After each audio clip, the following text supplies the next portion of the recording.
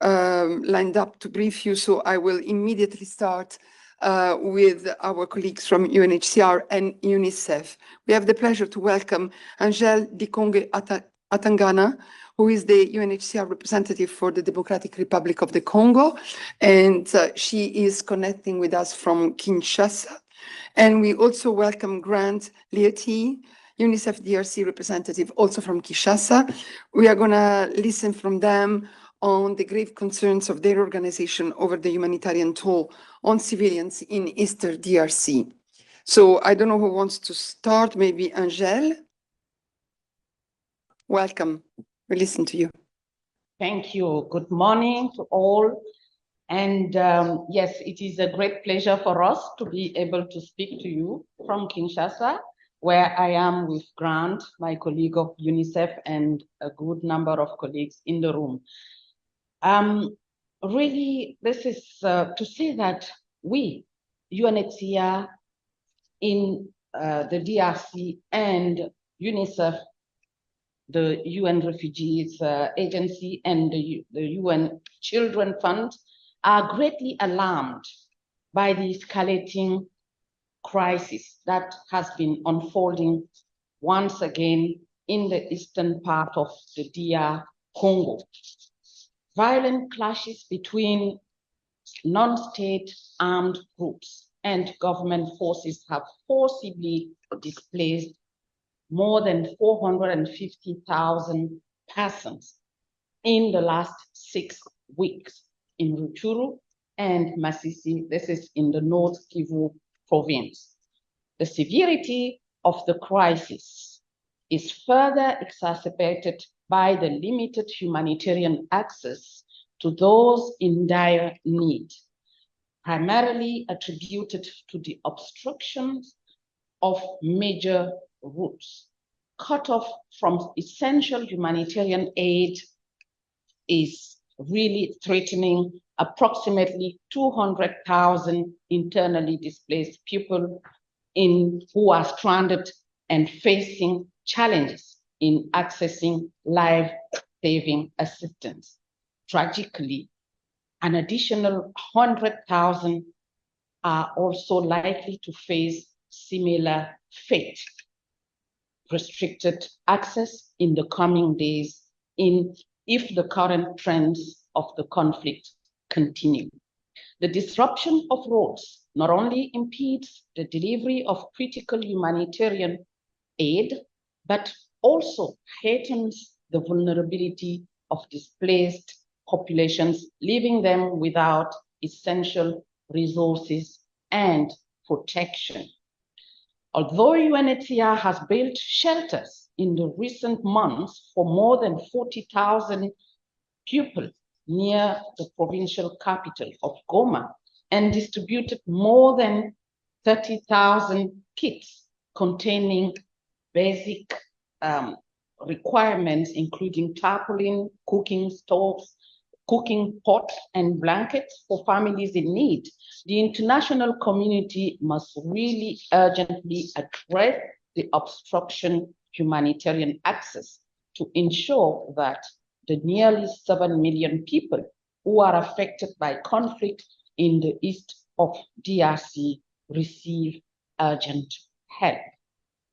Colleagues, the gravity of the crisis is underscored by the distressing situation for displaced people in Sake, southern part of the province from Goma, who are arriving by the tens of thousands in the town, 35 kilometers west of the provincial capital, Goma, having first been displaced in zones where aid was not accessible. They describe harrowing choices to UNHCR's protection monitors, including the heart-wrenching decisions to risk death, to feed starving children, and the exposure to rape for women while fetching firewood.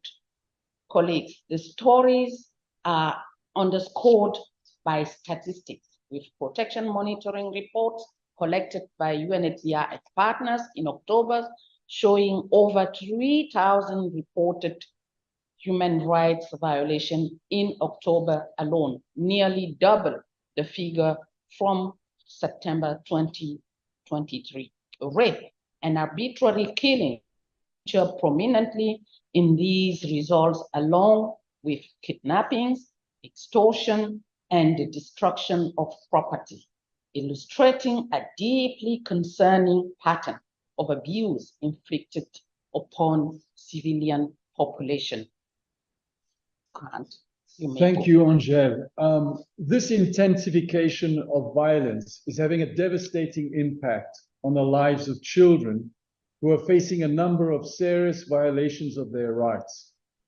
The number of overall violations reported against children between July and September this year, recorded by child protection partners, saw a sharp increase of nearly 130% to more than 7,500 cases. And this is on top of the already high number of violations reported for the first half of the year. The UN verified grave violations for the first half of this year were 40% up on the same period in 2022. Children are increasingly vulnerable to recruitment and use by armed groups, with more than 450 verified cases from July to September, again a 50% increase compared to the first half of this year. UN partners and humanitarian actors are urgently scaling up the humanitarian and protection assistance to tackle the urgent needs stemming from overcrowding and inadequate shelter in impromptu sites in the eastern provinces, where people have limited access to food and clean water. The cholera outbreak continues, highlighting the limitations of the humanitarian aid currently available, and has just extended to the location of Kichanga, currently in a disputed zone. Since June this year, UNICEF has reached nearly 700,000 people with life-saving and life-changing assistance, including clean drinking water and sanitation, child protection, essential household items, health, nutrition, and education services. With the recent deterioration of the security situation in North Kivu, UNICEF and its partners accelerated processes to identify, document, and formally support family tracing and reunification in the Masisi and Rutshuru territories in October, through the increased presence of trained staff and the setting up of listening centers, providing vital psychosocial and mental health support. UNHCR and UNICEF urgently call on all actors in Eastern DRC to stop the violence that is taking an enormous toll on the civilian population and children in particular. We stand united in our commitment to alleviate the suffering of those affected by the crisis, but the international community must act swiftly and generously to ensure that sufficient resources are mobilized, and also to double down on diplomatic efforts to end this conflict. The humanitarian response in DRC is significantly underfunded. For 2023, the Coordinated Humanitarian Response Plan, which includes both UNHCR's and UNICEF's financial needs, is set at $2.3 billion. But as of today, it is only 37% funded. Angèle, back to you. Yes, thank you. Madam Chair, if you allow me 2 words of conclusion. If I were really to this talk, I would say, you know, Grant and myself sitting here are parents. And I can tell you, when I was coming here, my children decided not to come. Why? Because they felt this place was not good enough for them. At first, I tried to convince them, but I couldn't. But I promise you, more than 18 months down the line, I think they were right. So here am I sitting, a mother of 4 children, thinking that the place is not good enough for my children. If that is what I believe, why shall I think that especially the eastern part of the country where we have been describing what is going on is good enough for any child on this world? Really, my answer is it is not good enough. So children in DRC are just like any other children worldwide. They are like Ukrainian children, they are like Gaza children, they are like children in France, in the US, you name it. So they have hopes, they have dreams. Madam Chair, I promise you, the stories of those children are heartbreaking. I am calling UNICEF and UNHCR here, we are calling for a stop, a halt to what is going on, because that is the solution. In as much as we can continue to run after the symptoms, the true solution is the return of lasting peace. We need world political commitment to this aim. I thank you for your kind attention. And I thank you, both of you, for this briefing. And indeed, we hear your call. I'll open now the floor to questions. First in the room, if there is any. By the way, just to tell the journalist, Marixi is also online, and Eugene, so maybe if they can think about sending the notes of the two speakers to the journalists. Online, I see that Peter Kenya has a question. Peter is our correspondent of All Africa Media. Peter. Yeah, thanks for the briefing. This part of the Congo doesn't seem to be new to these type of conflicts. Is this a new surge in the conflict?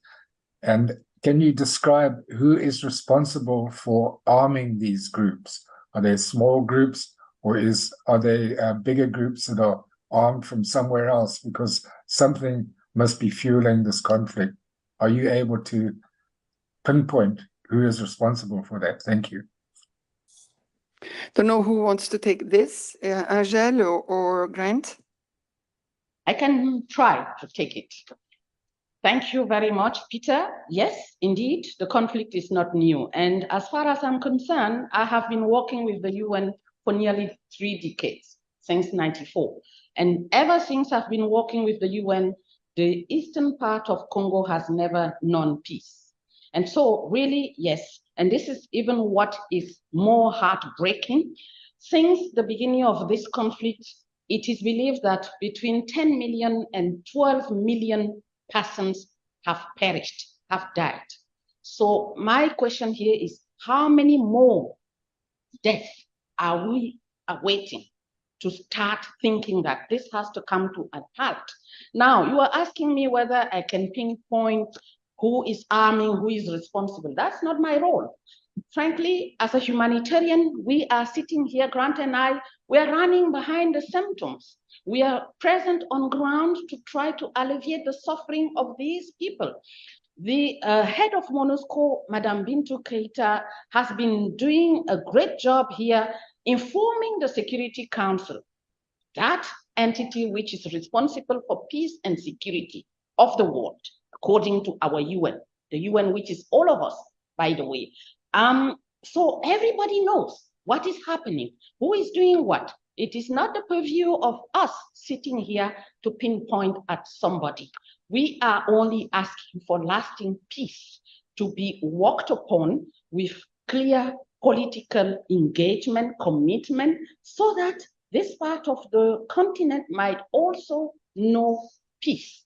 This is what we are asking for. I thank you. Thank you very much. Catherine Fiancon, our correspondent of France 24, French channel. Thank you, Alessandra. Thank you to Madame and to the gentleman of UNICEF.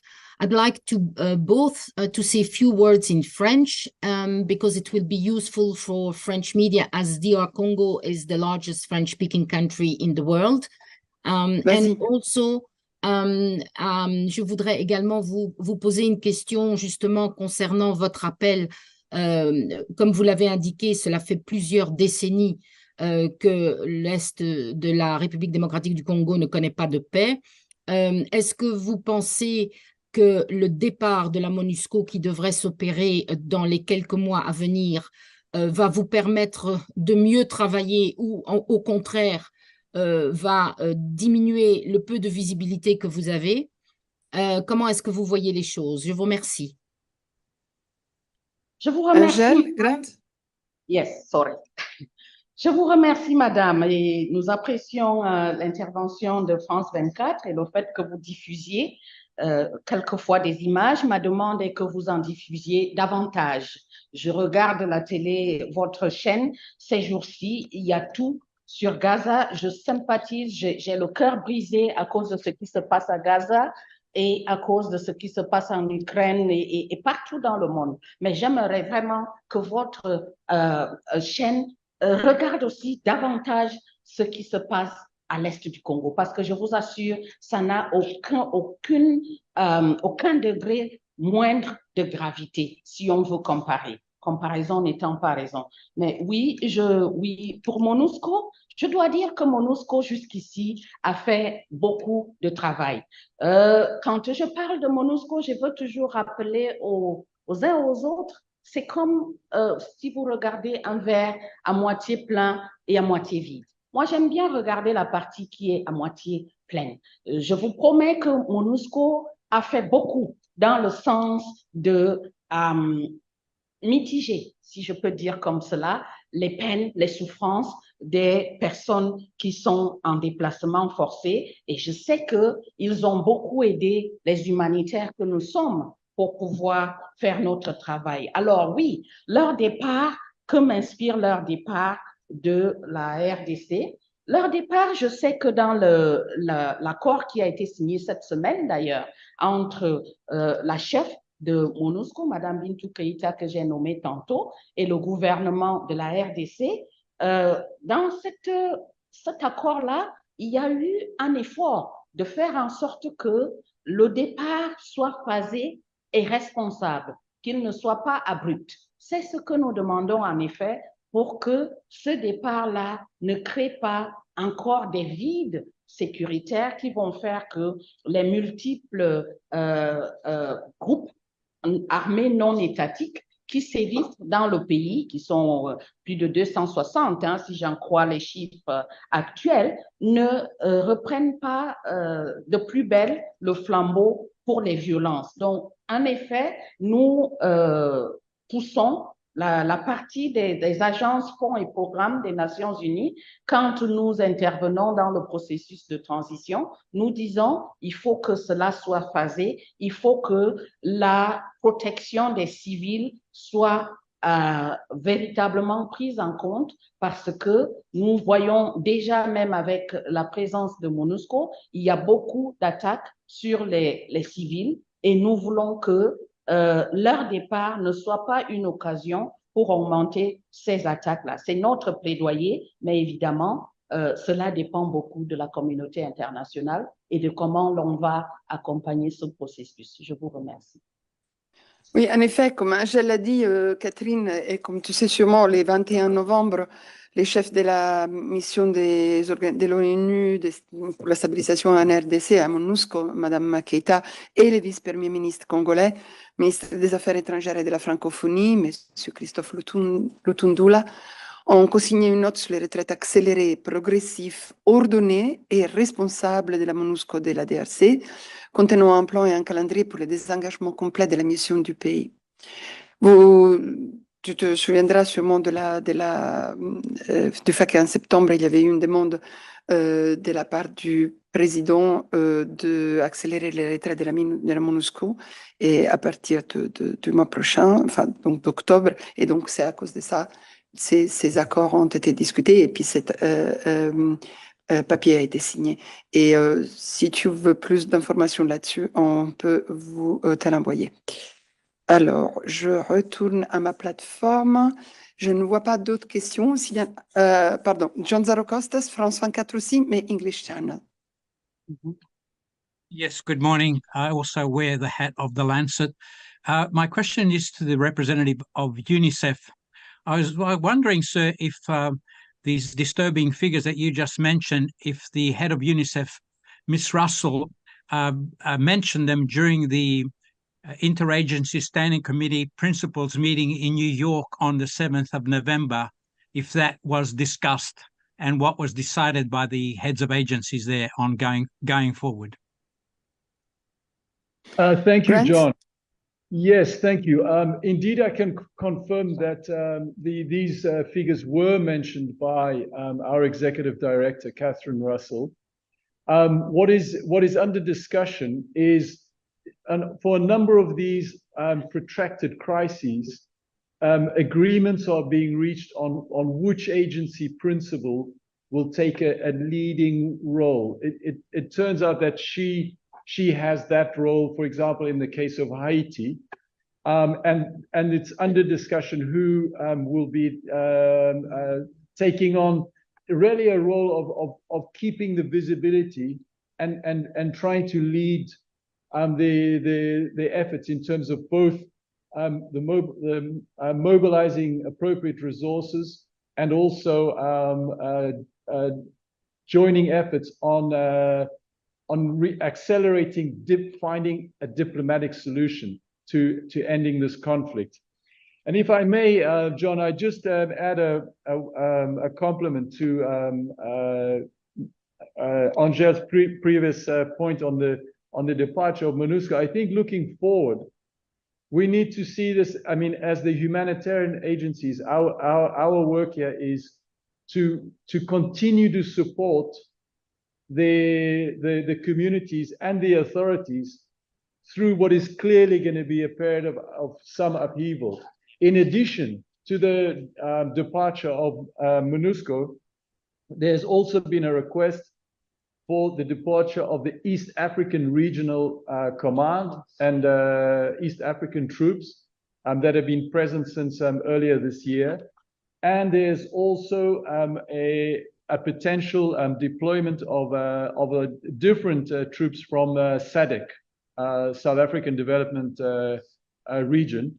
So all of this is going to mean that the protection of civilians that Angèle was referring to is something we need to be ready to anticipate different scenarios and really work with the authorities and the agencies who are going to stay on the ground to be close, to be bringing our attention to where maybe some acute reinforcement of security is required to avoid the vacuums that Angèle was referring to.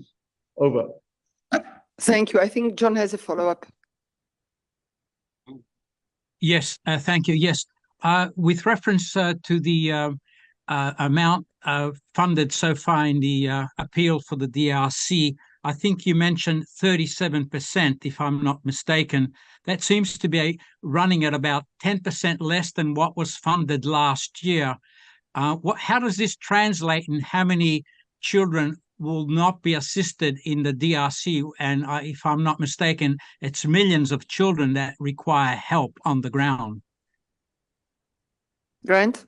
Thank you, John. Indeed, this is of great concern, because what we are being faced with, and this is for all humanitarian agencies in Eastern DRC, is we are being forced to make difficult choices around prioritization.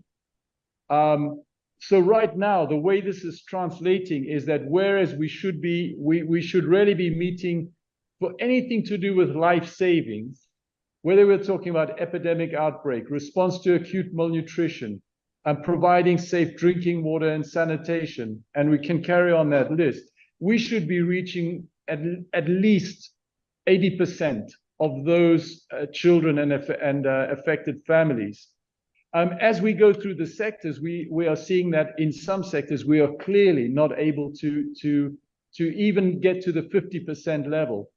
So this is forcing us to make these trade-offs, both in terms of the different types of interventions, but also in terms of the geographic locations.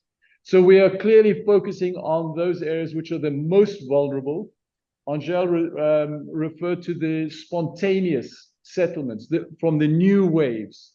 These are very obviously the greatest risk for the likes of disease outbreaks such as cholera.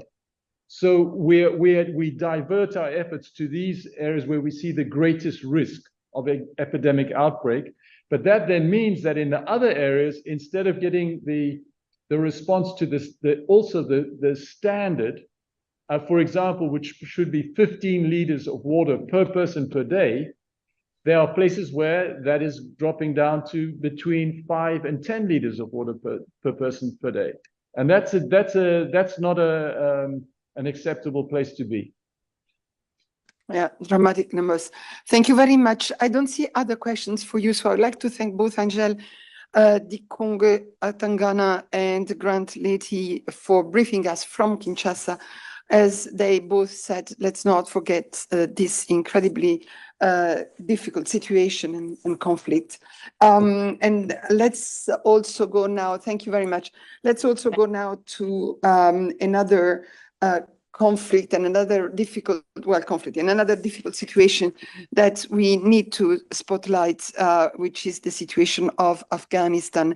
We have Xiao Wei Li, the World Food Programme Country Director in Afghanistan. Madam, you're talking from Kabul about the situation of the families that are forced to return from Pakistan to Kabul, to Afghanistan in general. Let's hear more from you on this. Thank you. Thank you, and thank you for having me. A few days ago, I was at the Nangarhar border crossing on the road between Peshawar and Jalalabad, where families forced to leave Pakistan arrive in Afghanistan. More than 1 million people will leave Pakistan, and more than 370,000 have already arrived, as UNHCR briefed you a few days ago.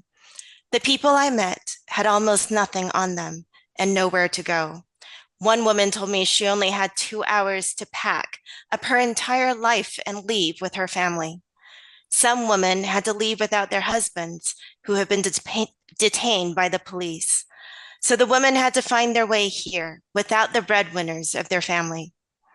Families traveling and arriving at the border only pack some bread for food for their journey and arrive exhausted, hungry, and in need of immediate support. They are forced to return to Afghanistan at the worst possible time. Everyone I spoke with told me they did not know how they were going to survive this coming winter. Harsh, unforgiving, and freezing, winter is a countdown to 0 in Afghanistan. It's a time when communities are forced to return it's a time when communities are forced to burn through all their food and resources and have to start over again in spring. These families coming back did not cross the border with food stocks to help them get through the winter. There are no open arms for these families. Many of them have not heard back from their relatives in Afghanistan. Those who did were told that there is no space for them or that there was too little to share. Many have fled violence in Afghanistan years ago and have nowhere to return. They return as the country still reels from the multiple earthquakes that flattened entire villages in Herat a few weeks ago. WFP provides the returnee families with food and cash as they arrive at the border hungry and destitute, after registration by IOM, who is also assisting them. So far, we have assisted over 250,000 people, but we need to get to 1 million. We need to help them not only get through this winter, but also to help them rebuild their lives here. Sadly, however, at times of massive funding shortfalls, we are taking the assistance to the returnees' families from an already underfunded program that is increasingly insufficient to support the starving amongst the many hungry. Women-led households, children, the elderly, and people with disabilities continue to rely on our assistance. Without urgent additional funding, we will not be able to continue our support to these families, and yet what I saw was their desperate need. Thank you very much indeed. Any question to WFP on these subjects in the room? I don't see any, or on the platform. Nick Bruce, New York Times. Yeah, yeah, thank you. I just wonder if you could sum up what was your funding requirement for this year, and what level of funding you already have, and what kind of additional funding you're trying to get to address this particular crisis. And I wonder also if you could just elaborate a little bit more on where these people are going. And if you've got 1 million coming back, what is the sort of logistical plan for accommodating these folks? Thank you. Go ahead, please. Thank you. So looking forward at our funding requirements, ultimately for WFP for the next 6 months, we would need around $950 million.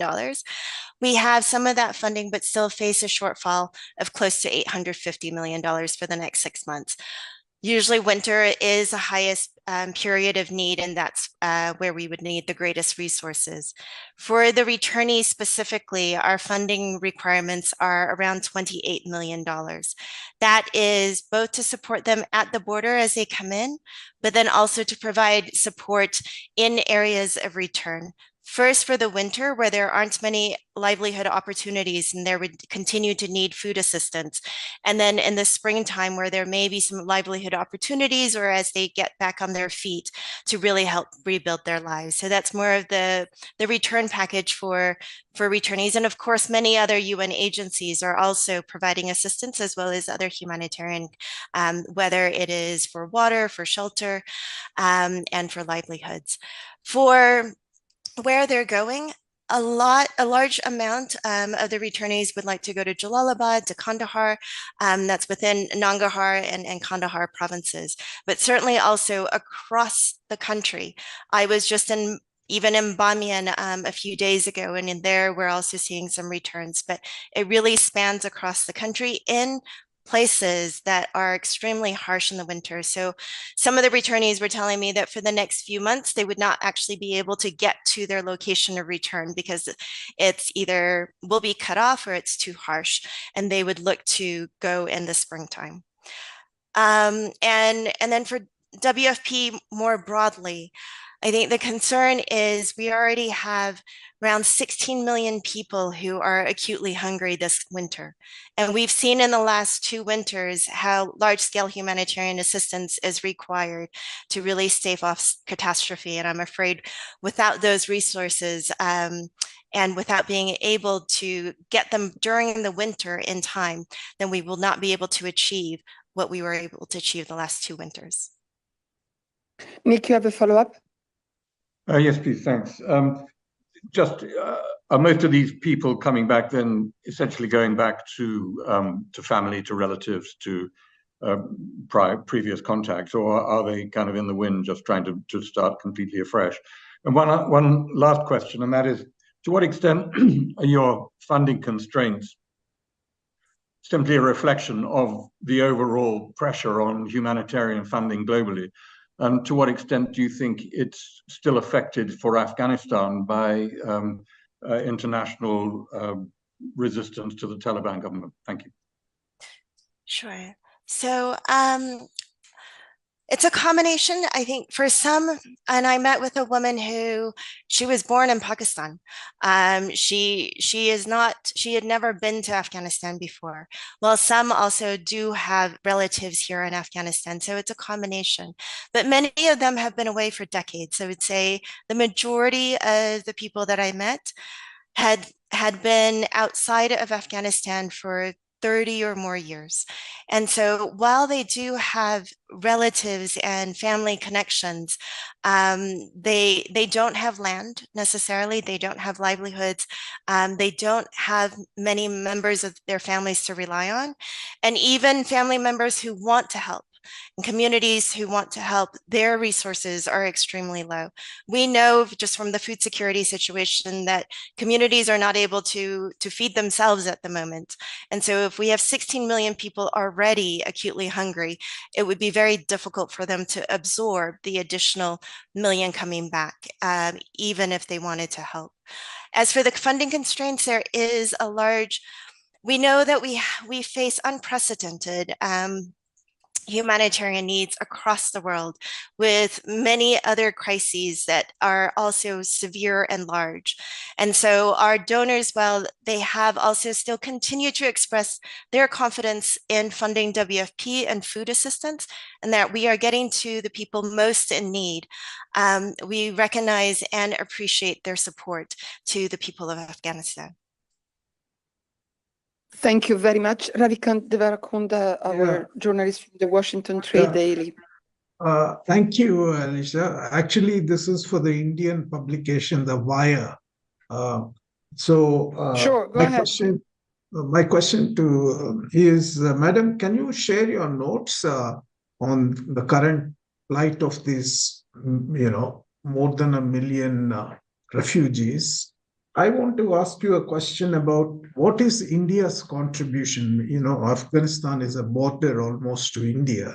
And India in the past has said that it, helps or it provides WFP, in bilateral kind of programs to overcome the kind of humanitarian crisis. Has India actually pitched in any way to help these refugees? Thank you, Mrs. Lee. Thank you. So India has been very generous this year in providing 60,000 metric tons of wheat to WFP's programming.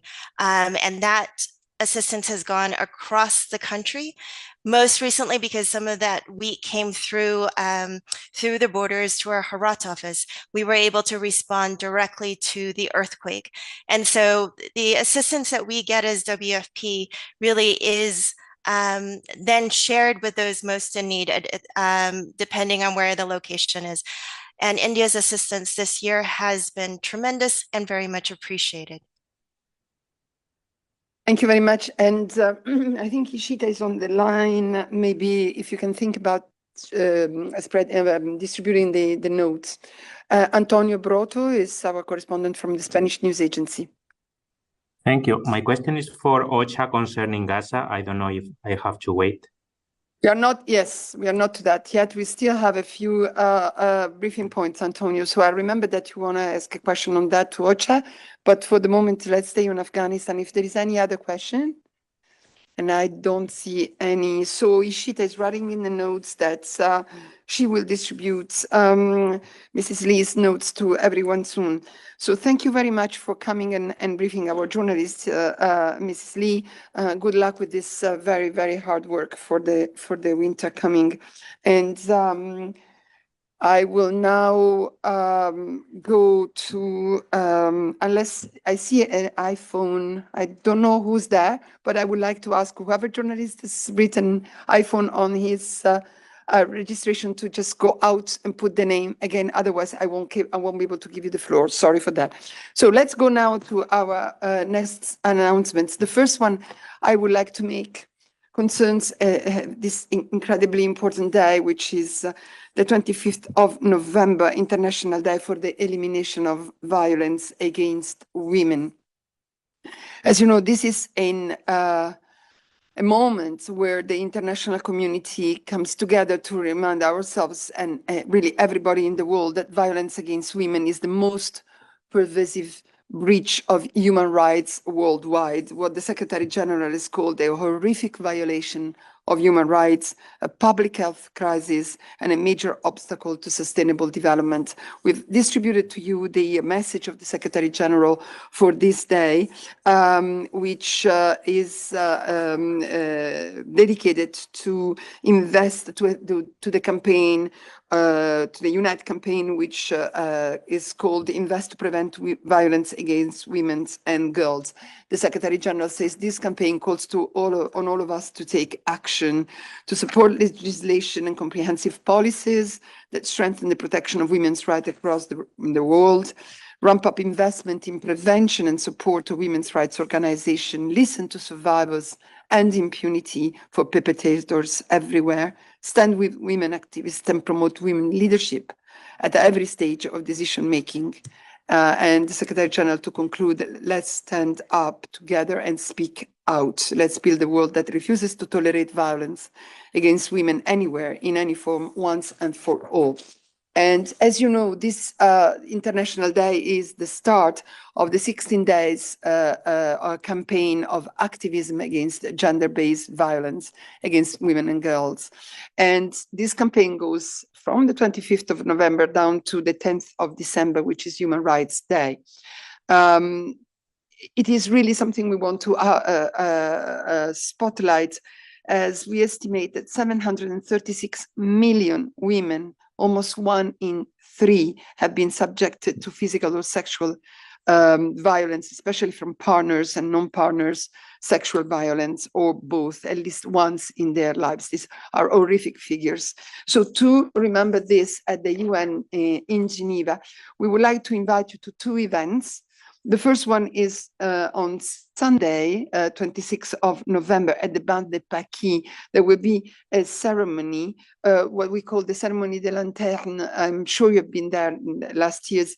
It's organized by UN Women together with the club Sœurs Optimistes et Zonta and the city of Geneva. There will be Osnat Lubrani, the director of UN Women Geneva, together with Nathalie Fontanet, the conseillère d'État, Alfonso Gomez, the mayor of Geneva, and we will put a lantern in the lake, an orange lantern for victims of feminicides.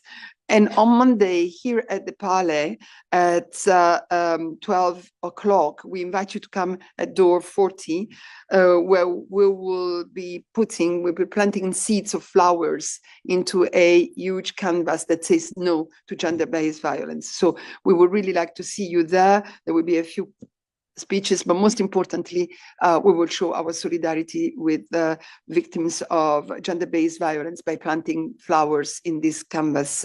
Please be with us on this occasion. And for the 16 days coming,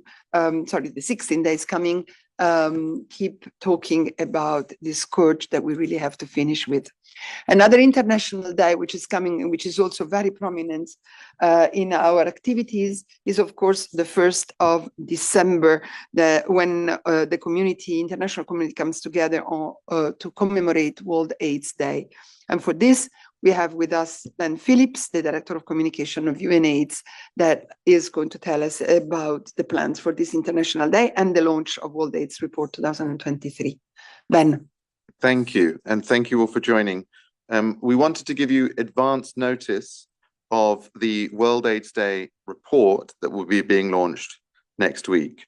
Now, World AIDS Day is on the 1st of December, that's Friday, but the report for World AIDS Day is being launched on Tuesday. This is the cover of the report, Let Communities Lead. And the report will be launched on Tuesday in London at 13:30 GMT, so 14:30 European time, Geneva time, in Central Hall, Westminster. And journalists are able to join in person or online, and the links for joining online will be sent to you after this conference, so you'll have access to all of that. In addition, on that day, at the New York UN spokesperson's noon briefing, our Deputy Executive Director, Anjali Ashrekar, will also speak there to media in addition. Because the report is being published on the 28th of November, it's under embargo, but we are able to get to you the full report. We also have a press release, we also have a fact sheet, we have key messages, we have a whole range of assets that we're able to get to you. We can also organize for you to have interviews with key leaders in advance of that, in order to give you everything you need as a package. Just to share about what the key message will be is this. And we've heard today a lot of bleak news, and we know as well that many of the SDGs are really in trouble. With HIV, even though every minute a life is being lost to AIDS, even though every week 4,000 girls and young women become infected with HIV. And even though of the 39 million people living with HIV, 9.2 million are not yet on life-saving treatment. Even though there's all of those things, our analysis shows in this report that the end of AIDS as a public health crisis is possible by 2030. This is an achievable goal, and it would be an amazing success of international cooperation, of development, of health, if we were able to do that. One of the challenges, one of the biggest challenges standing in the way of achieving that goal is that the most affected communities, people living with HIV, or the people who are most vulnerable to HIV, they are not being involved, included as leaders in the HIV response in 3 different ways. Firstly, plans that are key, that affect their lives, are being made without them. Secondly, the resourcing for communities is incredibly low. And in fact, resourcing that's gone to civil society has actually shrunk as a share of the action. And often communities are expected to work for free, a task that no one else is ever assigned to do. And thirdly, we're seeing a growing wave of communities being put even under attack, either because they're from civil society or because they're from a marginalized group, for example, from the LGBTQI+ community. But when communities are enabled, supported, empowered, resourced, they will lead the world to the end of AIDS. So it's a tough situation, but we think this is ultimately an optimistic story, but an optimism of action, an action, a hope based on people taking action.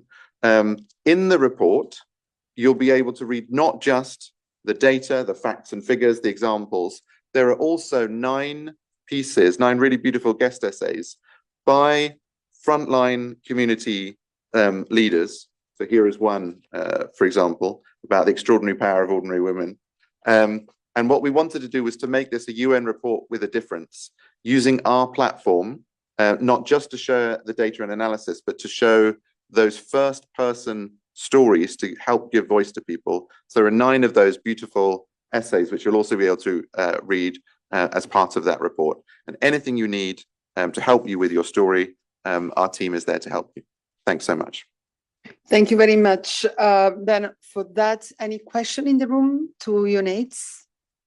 I'll go to the platform. Antonio, I guess this is the same question as before, so I will go to Paula de Praz. Yes, hi.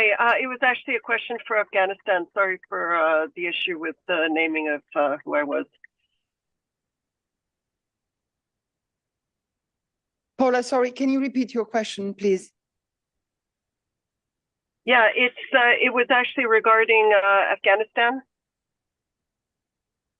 Yeah, that's a little bit too late. I think Mrs. Lee is gone. Maybe you can just send your question to Ishita, sorry. Do you have any question for Ben before I go to the next one? No, sorry. Okay, thank you very much. So Yuria Prelev, RIA Novosti. Yes, thank you, Alessandra, for taking my question. I just want to know if we will receive by mail your report, and if we can use what you were saying during this briefing in our reports today, or if we have to wait for Thursday. Thank you.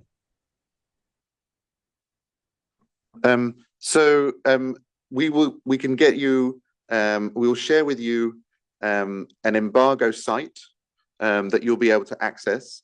And on that, so we'll email you the link of that embargo site. And on that embargo site, you'll be able to read the full report, including those guest essays by communities, fact sheets, press release, all the assets. So those will be there.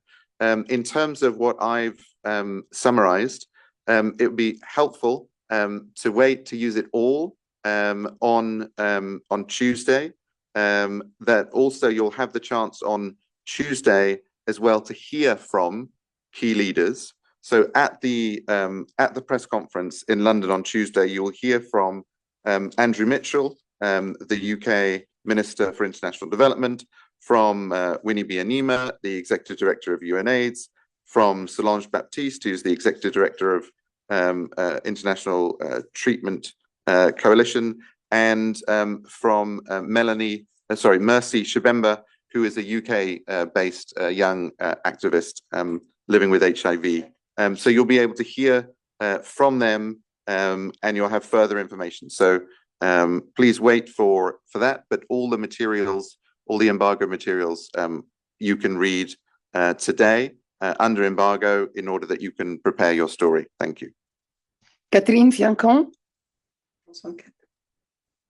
Yes, thank you so much, sir, for this information. Would you be kind enough to send us under embargo the speech that will be delivered by the head of UNAIDS during the meeting? That would be very helpful for our stories. Thank you so much.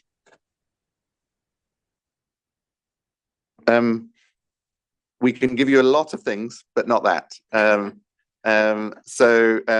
But you will find a fulsome set of materials.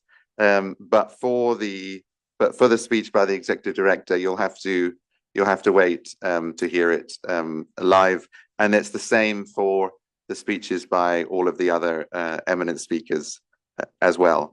But we know that with these types of stories, because there's a need for kind of deep background, that's why we were keen to get all that other material, so that when you do hear the speakers, then you've got already the context, the facts and figures at your fingertips, and your story at least partially written at the time of the event. And we're organize interviews, as you said. And we can organize interviews for you as well.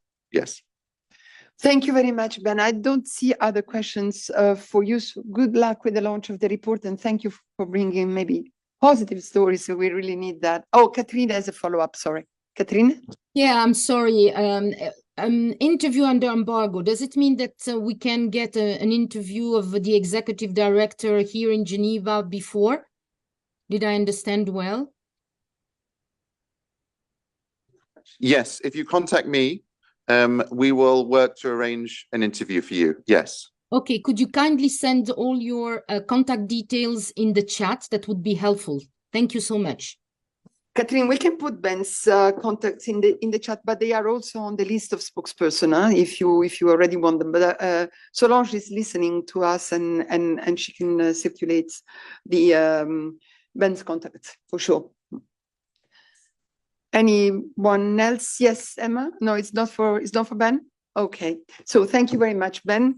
I go to my next speaker on my left. Catherine, bonjour. Tu as une annonce pour la CNUSED? Oui, en fait, je vais répéter une invitation que nous vous avons faite déjà avec un communiqué le 15 novembre. La CNUSED va organiser du 4 au 8 décembre une semaine de débats et de rencontres sur l'économie numérique. Ce sera au CICG, donc de l'autre côté de la place des Nations, c'est à 2 pas. Et c'est gratuit, mais vous devez vous enregistrer. La gouvernance des plateformes, l'impact sur le développement économique de l'intelligence artificielle, les pratiques numériques respectueuses de l'environnement, l'accès des femmes à la création d'entreprises numériques et les inégalités que l'on observe dans ce domaine entre les pays, mais aussi à l'intérieur des économies, entre les différentes catégories de population. Tout cela se retrouvera dans le programme de cette semaine. L'économie numérique est un atout vers la réalisation des objectifs de développement durable. Son développement doit être inclusif et il doit être mené par l'ensemble des partenaires. On entend ici, bien sûr, le public, le secteur public et le secteur privé, au-delà de tous les acteurs de ce domaine. La semaine, en quelques chiffres, ce seront autour de 3000 participants en provenance d'environ 130 pays et il y aura plus de 150 sessions que vous pouvez découvrir en ligne. Je vous invite donc à vous enregistrer et à nous rejoindre au CICG. Vous avez la liste des participants sur le site. Le lien sera dans mes notes qui seront transmises en anglais. Et je suis à votre disposition pour vous connecter avec ces participants. Par exemple, des grands acteurs du secteur comme DHL, comme Microsoft, à des niveaux très hauts, de vice-président ou de président. Également, Mozilla sera représenté.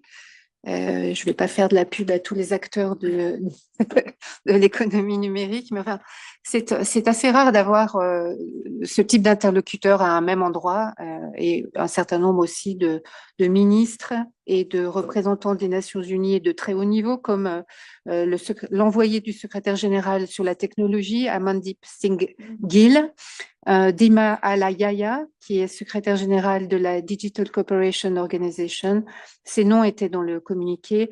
Et j'ai ici sous les yeux le nom de la ministre de la Communication et des Technologies de la Tunisie, Nizar Ben Nedji, Henri Puna, qui est secrétaire général of the Pacific Island Forum, et puis d'autres qui sont sur le site de la semaine de l'économie numérique. Voilà, e-week en anglais. Voilà, je reste à votre disposition et j'espère vous y voir, donc du 4 au 8. Merci. Merci Catherine. Question à la CNUSET dans la salle? Alors, je donne la parole à Yuri. Oui, merci Catherine pour ces informations. Je voulais savoir s'il était possible de passer par toi pour préparer des interviews en marge de l'événement qui sera organisé avec les différentes personnes qui viennent, ou s'il fallait plutôt envoyer un mail à ces sociétés elles-mêmes. Merci. Non, vous pouvez passer par moi, je relayerai, je redistribuerai les demandes aux personnes qui seront présentes et on organisera tout ça d'ici là. Pas de problème. Envoyez-moi vos demandes. Merci. Merci beaucoup, Catherine. D'autres questions pour la CNUSET? J'en vois pas. Donc, merci beaucoup. Antonio, je t'ai pas oublié avec la question sur Gaza, mais on a encore 2 speakers, pas des moindres. Et donc, j'ai le plaisir de... I'm going to switch back to English. I'm pleased to give the floor to Claire and to Christian, who are going to tell you a few things about their programs for the upcoming COP28. I don't know, maybe Claire, you want to start? Yeah, sure. So I've got a rare bit of sunlight in my office, and so it's that's why the screen's not very good. Yes, morning everybody. I will be sending out a media advisory either today or at the very latest on Monday with details of the World Meteorological Organization activities at the UN Climate Change Conference, COP28, which, as we all know, starts next week in Dubai. Of, I think, most interest to you will be our activities on the state of the climate reports, and we're also doing quite a lot on the Early Warnings for All initiative. So on the 30th of November, we will be releasing the provisional statement on the state of the global climate in 2023. There will be a press conference at COP with our Secretary General, Professor Tallis. It will be live streamed, and so if journalists in Geneva want to follow it, you should be able to by the UN FCCC live stream. Again, in the media advisory, we'll give you details, but for your planning now, it's at 11:30 Geneva time. That is on the 30th. We do expect a lot of media interest in it. We'll send out material under embargo at the start of next week. As I said, there are a number of quite high-level events on the Early Warnings for All initiative, and again, we will be sending out regular updates, regular press releases on that.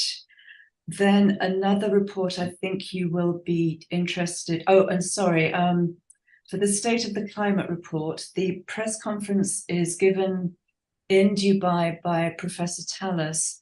The reports coordinator, Dr. Omar Badour, who most of you know, he will actually be staying in Geneva.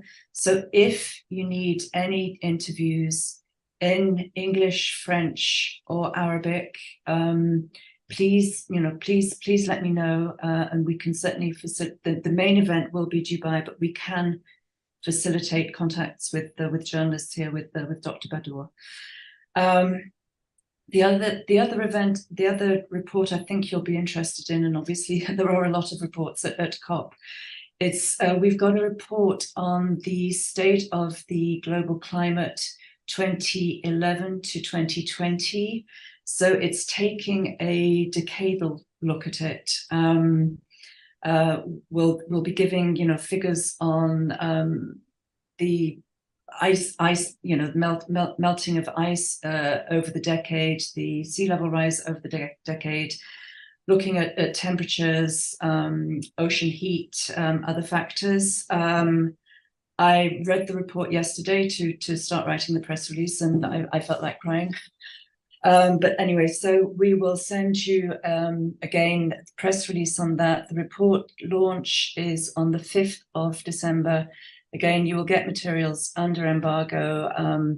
Main launch will be in Dubai, but again, Dr. Badour will be in Geneva if you need interviews in Geneva.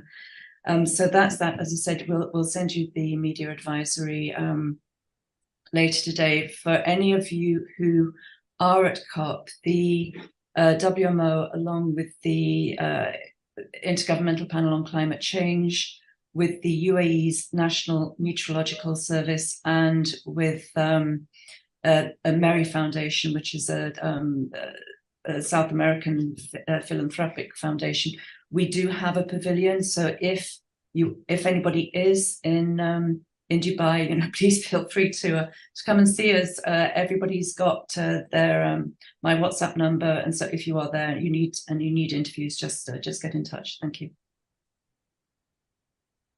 Thank you very much. Sorry, and before we give the floor for questions, maybe I'll ask Christian to also update us on the COP, and then I'll go to the journalist. Christian. Yeah, exactly, and thank you, Alessandra, and thank you, Claire. That's the perfect lead into it. On Monday, you already got the announcement as the Climate Health and WHO at COP28 briefing. It will be at 2 o'clock Geneva time. It's a virtual briefing with Maria Nera and others.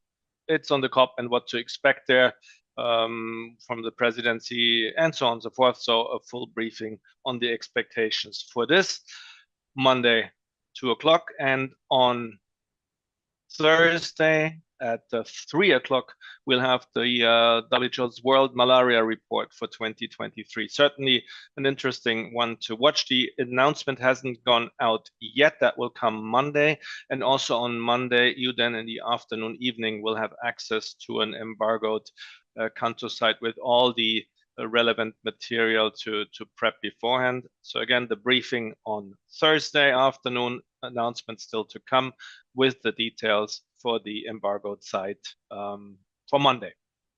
Thank you.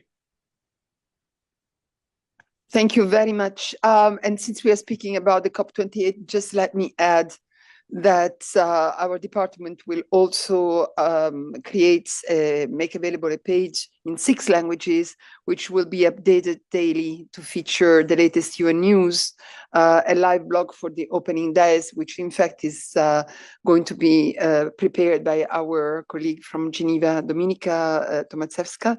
And then we will also have links to live streams, press material, and other material related to the COP. So I will invite you also to have a look at this page for updates on the COP. So let me see, because I see Mohammed has raised his hand. I don't know if it's about these announcements, Mohammed, or if you're also waiting for Gaza. Yeah, I am also waiting for Gaza, Alessandro. Okay, so let's see. I see in the room a couple of hands. Is that for Claire or Christian? Go ahead, Ben. Yes, so question to WMO. If we have requests for interviews in Dubai in person, are you still the focal point? So do we have to write directly to you? All right. Yeah. That's all. Yes. Right. And also, and will both of the Secretary Generals, like the actual one and the next one, will be there, or is it only Petri Talas? Okay, so write to me, send me a WhatsApp or a message on the phone. I will be there for the entire duration. Brigitte Parrin, who is Chief of WMO Communications, she will be there for the first week. But as I said, if you've got media requests, come to me first. Our Secretary General, Professor Tallis, he will be there for the first week. And then the Deputy Secretary General, Elena Manankova, will take over from him. The incoming Secretary General, Celeste Saulo, will not be at COP, but she starts her position here at the beginning of January, and so very early in the new year. I hope I hope to have a press conference with her. Thank you, Claire. Other questions on COP? I don't see any. So thank you very much. Christian, stay with us because I think there are a few questions for you. But I'll go now to Antonio, who had a question for Jens, who has reached me on the podium. Join me. Thank you very much. So my question is if OCHA or other humanitarian agencies have any updated information on the aid entering in Gaza now that the ceasefire has started, and also if you have any details about the participation of Red Cross in the transport of released hostages and prisoners.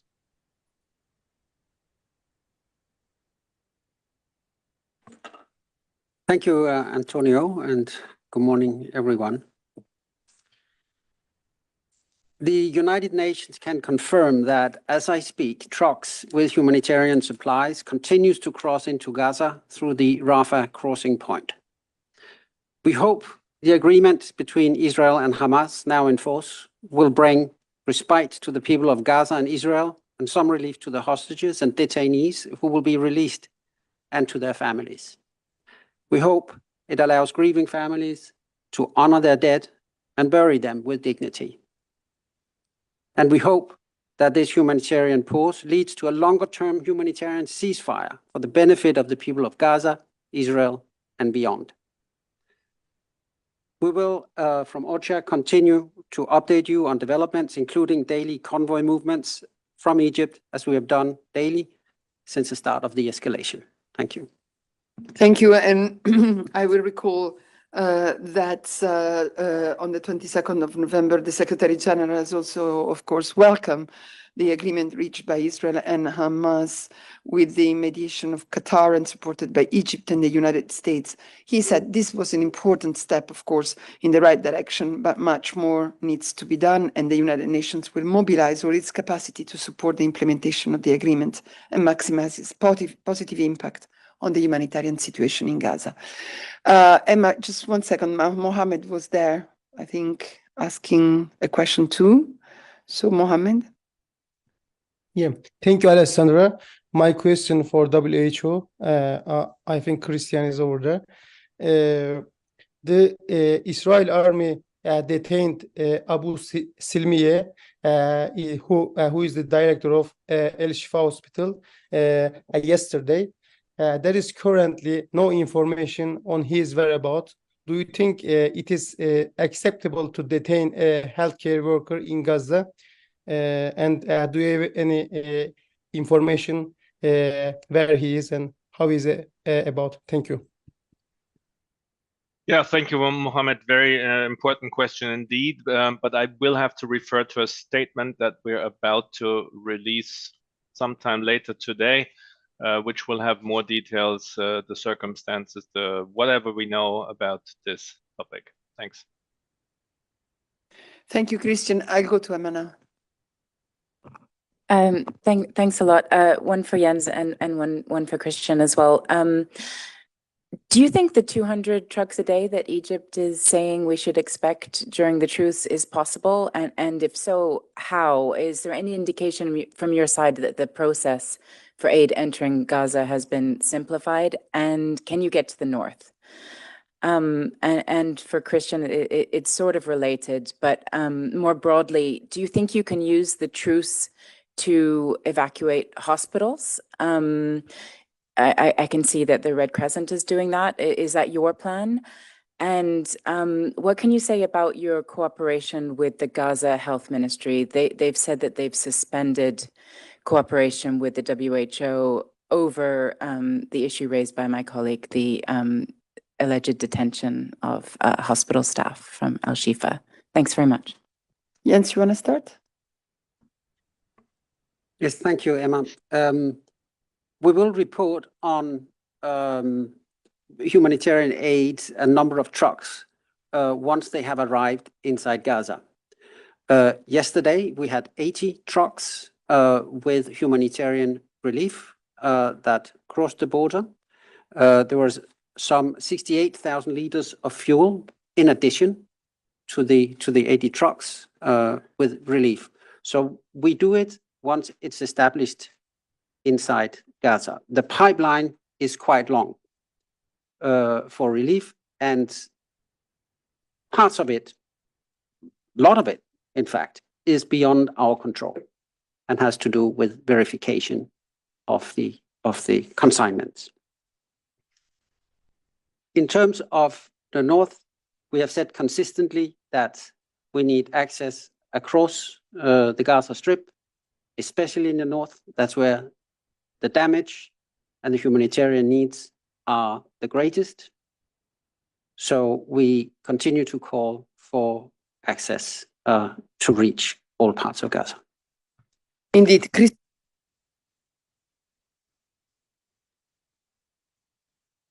Yeah, thank you. Now we're unmuted.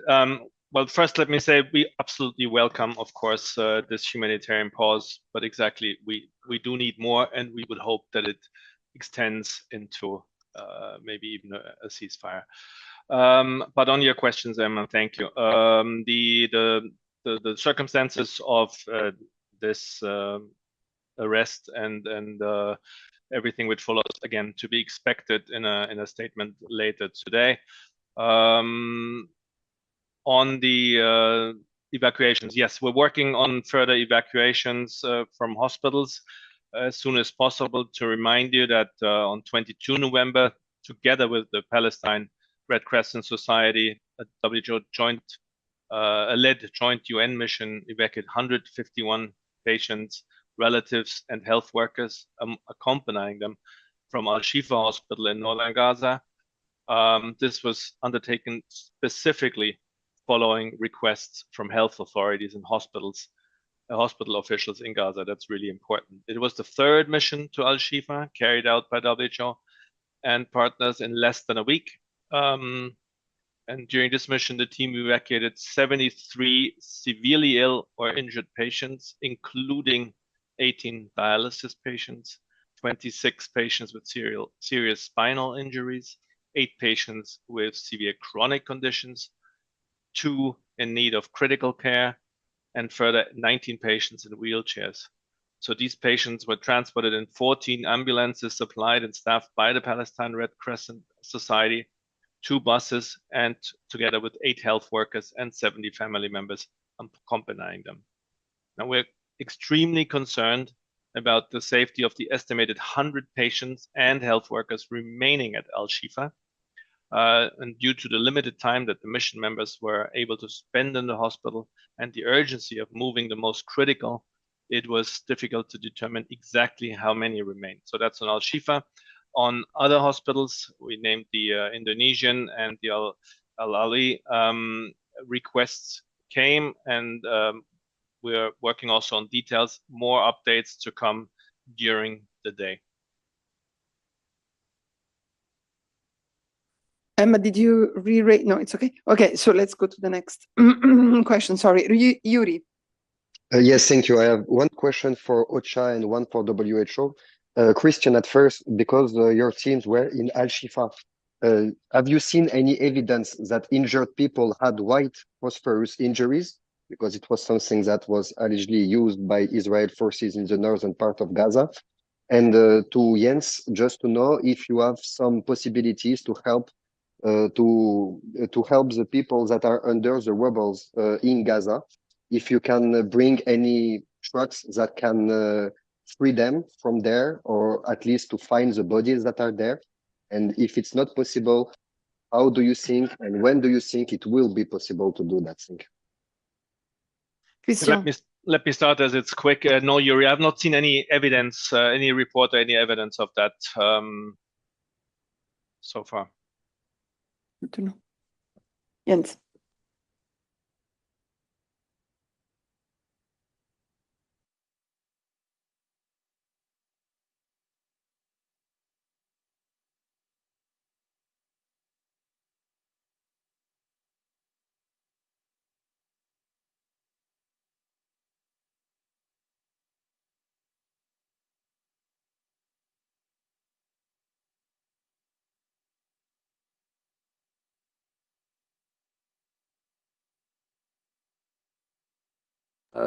having been in such a situation, that they get medical care. So that is, of course, a high priority for us. Thank you, Christian. Sorry, Christian, if I may, Yuri has a follow-up, sorry.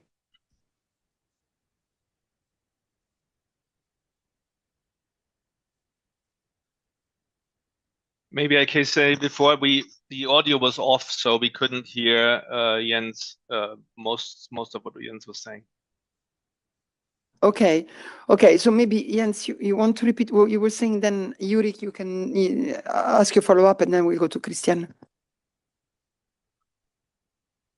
Yeah, I was emphasizing the fact that it is very important to get fuel in to be able to operate any machinery that will be required to get people out of the rubble. We see that in all kinds of situations where you have massive infrastructural damage and collapse. Secondly, I just want to mention that we will, of course, report on anything that does happen in our daily situation reports. It is a very, I think we can all agree, a volatile and tense situation right now. So please bear with us that we don't jump into announcing this, that, and the other, but wait until we can reasonably say that this has happened. That is both in the interest of correct reporting by us, by you, and certainly in the interest of the people we are trying to help, not to raise any expectations that we may or may not be able to deliver on. Thank you. Extremely important. Thank you, Jens. So I think Yuri just raised his hand because you couldn't hear your answer. There were Yes, quite a few that was the fact. Yeah. Yes, sorry. Yeah. Okay. No worries. So let's go to Christian. Christian Ulrich.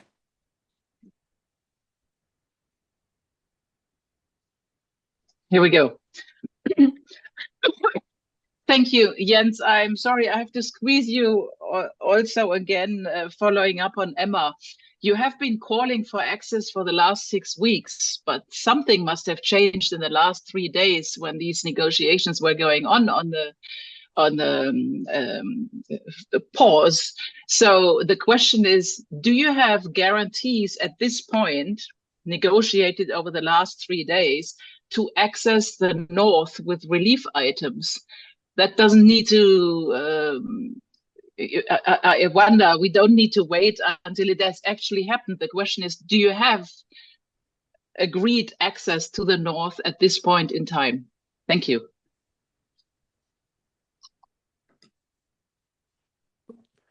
Thank you, Christian. We have what you have. We have the agreement that has been made and announced by Qatar and commented on by other parties to the agreement. It is not a UN agreement. That is what we have. And that is what we work on. Thank you, Mercy. Imogen.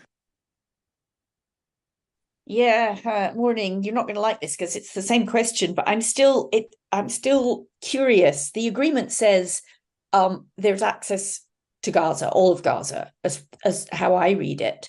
But there's also instructions from Israel to Gazans not to go north. So I'm still curious. You don't have a definitive answer whether you will be able to deliver aid to the north or not. Is that what I'm to understand? You don't know yet.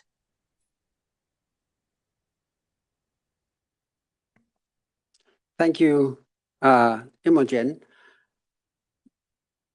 We have, of course, seen what the Israelis have been saying about movements, also about movements of convoys and so on and so forth.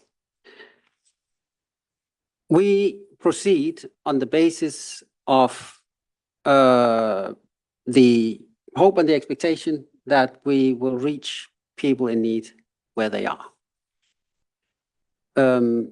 Whether that happens, obviously, I cannot tell you now. But the operation, of course, wants to see that happen. That is the whole purpose of it from our point of view. So we will continue to update you as information is available and confirmed. Jamie, same question in another way or another question? You bet. You bet, Alessandra. Jens, you just said that you know what we know. So does that mean that there's no coordination at all going on between the United Nations and the various parties in terms of how this is going to play out? I mean, you know, basically the question I have is I mean, it's similar to Christiana's, but for weeks there have been a certain number of trucks that have been getting into Gaza, right? And the question really is becoming, what, if anything, is giving you hope that there may be more trucks that may be able to get into Gaza? Is there anything, or are you simply in the dark, as you seem to suggest, beyond what the public statements have been made? Is there no community? Is Mr. Griffiths not talking to anybody at this level? Thanks. Okay, go ahead.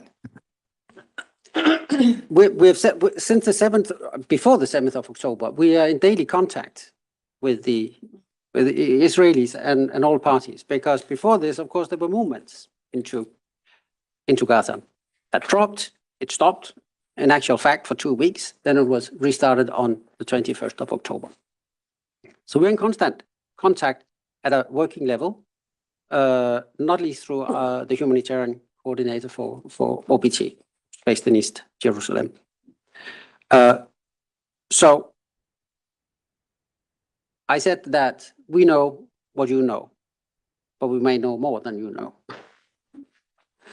I don't want to go into a tit for tat. What I can say is that, of course, we are as I just mentioned, negotiating this. The hope that we have, and I think I mentioned the word hope 3 times when I gave you the first reaction, is that this agreement that has been made, which includes a humanitarian pause, which we have been asking for as a minimum for us to deliver, that pause is respected, that it enables us to reach the people who need us, and that it will be extended into an actual humanitarian ceasefire in the long run. Robin. Thank you. The fuel that's going into the Gaza Strip, how is that going to be managed? Where is it going to go? And are there plans for further fuel shipments into the Gaza Strip? Thank you. The fuel that goes into Gaza for us is in UN custody at all times. It is distributed through UNRWA, with the entity who has the distribution network and knows how to do it, because they've done it for years. So that is about as much as I can say. We have had agreement for some time now by the Israelis to allow for entry of fuel. That's why we in our daily reporting update on that. And as you will have noted, not in number of trucks, because that doesn't make much sense, but in liters of fuel. Thank you. Jamie, you had a follow-up? Yeah, I did, Chest. I just wanted to make sure. Jens, that was very important what you said, and I appreciate what you said. But can you tell us, I guess the really most basic question is, what, if anything, has changed based on this ceasefire arrangement? I mean, in other words, a lot of people think, oh, this means a pause and there's going to be possible hostage/prisoner exchange. But in terms of aid getting in, you said you have hope, but is it more than just hope? Is there actual concrete foundation to let you have that hope? I mean, a lot of us hope for world peace. You know, we all hope for a lot of things. But is there anything in the information that you have seen that makes you believe that there will be greater aid shipments into Gaza based on this pause that is happening right now? Look, Jamie, it's not to give us some relief to Jens, but I just wanted to answer your question with what was said about our colleagues of the spokesman's office. We are working out arrangements on the ground. We're trying to make sure that this particular pause means that we are able to expand our operation. So we're really going to do as much. It's not a question of hope, it's a question of working on the ground at all levels. We are really trying to do whatever we can to bring these humanitarian goods and into Gaza. And so it's not just a hope, it's a working hope, I would say. Antonio, again. Thank you. My question is about another topic. It's for WHO. Sorry, Antonio, if it's not on Gaza, just 1 second, because I see Gabriela has her hand up and I think it's on Gaza, and then I'll let you ask your question to Christian. Sorry. Gabriela, is that on Gaza? Yes, Alexandra. Thank you very much, Alessandra. Jens and Alessandra, Mr. Netanyahu criticized that United Nations is very slow doing their job. Are you aware of these declarations? What do you think? What can you say about that? Thank you so much.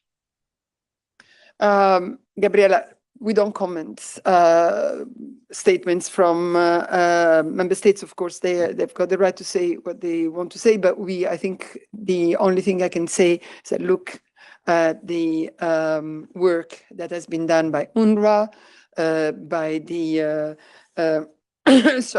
the humanitarian coordinator in the OPT, by all the by WHO, by all the agencies that are working in the field. And as Jens hinted to, it's not starting on the 7th of October. We've been there for a long time. So I think that is what we want to underline.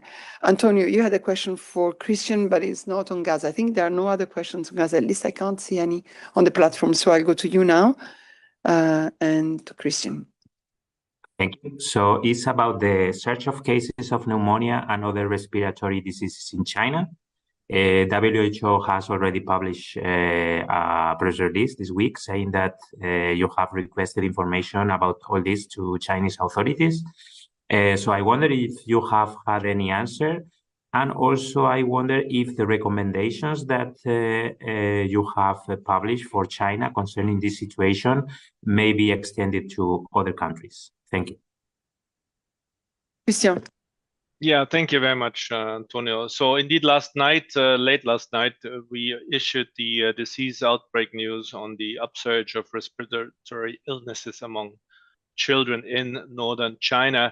It's a lengthy disease outbreak news, so I will not go through it all, but since mid-October 2023, WHO has been monitoring data from Chinese surveillance systems that have been showing an increase in respiratory illness in children in northern China. And at a press conference on 13 November, China's National Health Commission reported on a nationwide increase in the incidence of this respiratory disease, predominantly affecting children. Now, this was follow-up on 22 November. WHO identified media and ProMed reports about the clusters of this undiagnosed pneumonia in children's hospitals in Beijing. Let me jump to the risk assessment, which is maybe the most interesting, what you're waiting for right now. And again, I'm referring you to the full statement we sent last night. In the current outbreak of respiratory illnesses, the reported symptoms are common to several respiratory diseases. And as of now, at the present time, Chinese surveillance and hospital systems report that the clinical manifestations are caused by known pathogens in circulation. Mycoplasma pneumonia is a common respiratory pathogen and a common cause of pediatric pneumonia and is readily treated with antibiotics. China has an influenza-like illnesses and severe acute respiratory infections sentinel surveillance system. Since mid-October, China has implemented enhanced surveillance systems for respiratory illness, covering a broad spectrum of respiratory viruses and bacteria, including Mycoplasma pneumonia. There's limited detailed information available to fully characterize the overall risk of these reported cases. However, due to the arrival of the winter season, the increasing trend in respiratory illness is expected. co-circulation of respiratory viruses may increase the burden on healthcare facilities. According to surveillance data reported to WHO's FluNet and published by the National Influenza Center in China, was above the level was above usual levels for this time of the year and increasing in the northern provinces. Influenza detections were predominantly A, H3N2 and the B Victoria lineage viruses. So this was very technical now, but again, I will send this to the notes because it's out of the risk assessment, and happy for you to follow this up further. Thank you very much. And I see John has a question. Yes, good morning, Christian. Yes, a follow-up on Antonio's question. Which other WHO member countries have seen a spike in this pneumonia largely affecting children? And have you received the samples from the Chinese authorities that you had requested? Thank you. So I'm not aware of any other countries, but based on the available information, WHO recommends that people in China follow the measures to reduce the risk of respiratory illnesses, which include recommended vaccines against influenza, COVID-19, and other respiratory pathogens as appropriate. And the regular advice is keeping distance from people who are ill, staying home when ill, and so on and so forth, getting tested, regular hand washing, and so on and so forth. WHO does not recommend any specific measures for travelers to China. In general, persons should avoid travel while experiencing symptoms themselves, suggested of respiratory illnesses, if possible. And in case of symptoms during or after travel, travelers are encouraged to seek medical attention and share the history with their healthcare provider. WHO further advises against the application of any travel or trade restrictions based on the current information available on this event. So very standard and regular recommendations, nothing out of the norm. I'm not aware now of the details of what was shared, but this information was put together in the disease outbreak news yesterday, but happy to follow up with you individually about the details, what and when was sent. Thank you very much. I don't see other questions for Christian. So thank you very much, Christian. Just two last announcements. First of all, I've been asked to give you an update about, apparently many of you need some information on how to organize the end of the year. We've already told you about the conservative measures for cost reductions that have been implemented at the Palais. So this end of the year will be a little bit different from the others. As you know, we have implemented, I mean, you've seen escalators now being stopped, and the time of the day at the Palais has been now moved from 8 o'clock in the morning to 7 p.m.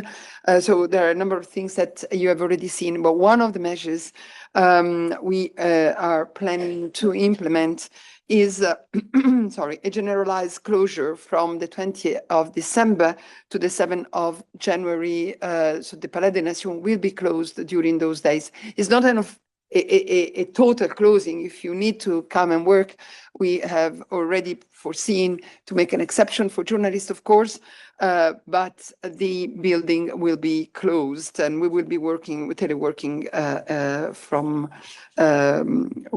home during these days. This means also that we will hold the press briefing of the 22nd of December and of the 5th of January virtual only. So we will hold it, but only virtual, while as usual on the 26th and 29th of December, there will be no briefing unless there is something that happens. And we, of course, hope there will be a peaceful period and we will not need to rush to the office to brief you.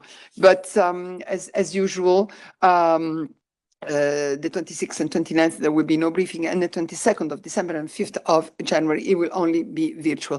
We are also putting together the usual list of spokespersons who will be on call for you during this holiday period, so that you will always know whom to talk to if you have questions during this time. I think you've also received an information from my colleagues on the renewal of the annual accreditations. We'll start a little bit later this year. As you know, we have two big events coming up in December, so we are very busy with accreditation for those events, but we will open the renewal of accreditation, if I'm not wrong, on the 11th of December. Don't worry about the time. We will have the time to renew your accreditations and your badges. Every badge for everybody who is accredited annually will be valid until the 31st of January. So there is no reason to rush into that. We will do it as usual, try to do it as efficiently as possible. And then my last point is on the committees. The Committee Against Torture is closing today. As you know, the Committee on the Elimination of Racial Discrimination concludes this morning the review of Germany, and they are going to examine South Africa, Bulgaria, and Vietnam in the next days. And the Committee on the Protection of the Rights of all Migrant Workers and members of their families is going to open its next session, the 37th, on Monday at Palais Wilson. And the countries they review will be Uruguay, Kyrgyzstan, and Sao Tome and Principe. And that is what I had for you. Okay, I see some hands up. Is there any in the room before I go to the platform? No? Okay, Catherine, you have the floor. Yes, Alessandra, thank you so much. If you already know, when will you be able to send the list of spokespersons that will be in charge during that season period?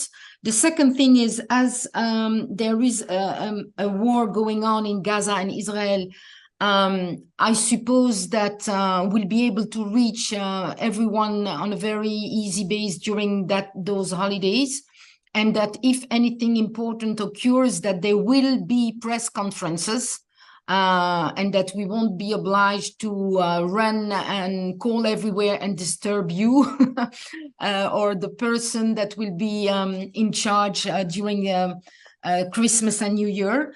And I'd like to kindly request if Eunice could make sure that the security people are aware about the validity of our badges, because the gentlemen that are working in the Palais for a long time, they know us and they know about your policy, but the newcomers don't know anything. And often we stopped by the new staff, and because they have a problem of internal communication for certain events. Thank you so much, Alessandra. Thank you. Okay, let me take your question one by one. First of all, the list of spokespersons should be ready at the end of the month. I think we have given a deadline of the 28th of November to get all the names and contact details. So you will have it at the beginning of December, end of November, beginning of December at the latest. I would say maybe, the time for Solange to compile all the information that we receive. On the issue of the conflict, you said we have a conflict in Gaza. You're absolutely right. There are also other conflicts, as we have outlined and briefed you about today, and many more. So definitely, we are absolutely open to the fact that there might be press conferences during this period of closing of the Palais. We are already in agreement with our colleagues of the technical services that if needed, of course, the press room will be available for press conferences. That's not an issue. And as you remember, Catherine, in the past, it has happened that unfortunately we had to do some urgent communications and press conferences during the holiday period, and we did. So we will do. And your last point about security, yes, of course, and the communication we have made in writing, and I have done today, is of course agreed with security, and we will make sure that this message is quite well known by the various security officers. John. Yes, just a little observation to help in the economizing of resources in the Palais. After 8 o'clock, the Peace Gate is closed, but there's dozens of lights still switched on there. It would be helpful to switch them off and at least have some lights on the left side of the walkway where there is not even a light in the crossing. So that's just a suggestion.